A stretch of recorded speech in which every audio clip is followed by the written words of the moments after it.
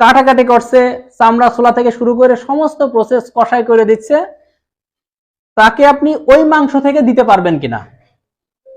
এটা খুব গুরুত্বপূর্ণ প্রশ্ন, এটা আমাদের সমাজে হয়ে থাকে। যদি এই রকম হয় যে খাসি জবাই করে দেওয়ার পর থেকে ঝুড়ে কুটে সবকিছু করে দিল, তাকে তার পারিশ্রমিক হিসাবে ওই মাংস দিয়ে দিলেন, তাহলে আপনার কুরবানি হবে না। কারণ ওই মাংসটা একটা পশু জবাই করছেন আল্লাহর নামে, পশুটা কুরবানি মানে আল্লাহকে দিয়ে দিচ্ছি। এখন আল্লাহ তো গরু মানে কোনো মাংস খায় না, রক্তও নেয় না।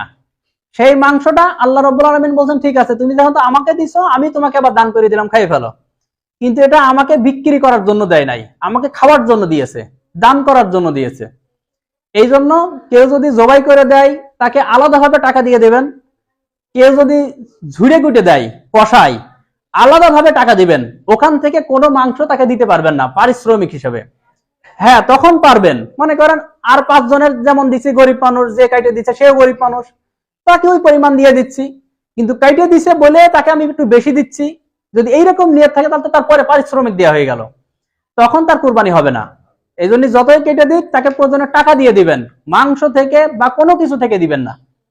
আর যদি দেন অন্য মানুষের যেমন দেবেন, সে যদি গরিব হয় তাকে সেই পরিমাণ দিবেন, কোনো সমস্যা নাই। ঠিক একই প্রশ্ন ওই ভুড়ির বেলায়, যে ভুড়ি সাফ করে দিচ্ছে, ভুড়িটা আপনি খেতে পারবেন, কিন্তু যে সাফ করে দিচ্ছে পারিশ্রমিক হিসেবে ভুড়ির কোনো অংশ দিতে পারবেন না, প্রয়োজনে তার টাকা দিয়ে দিবেন।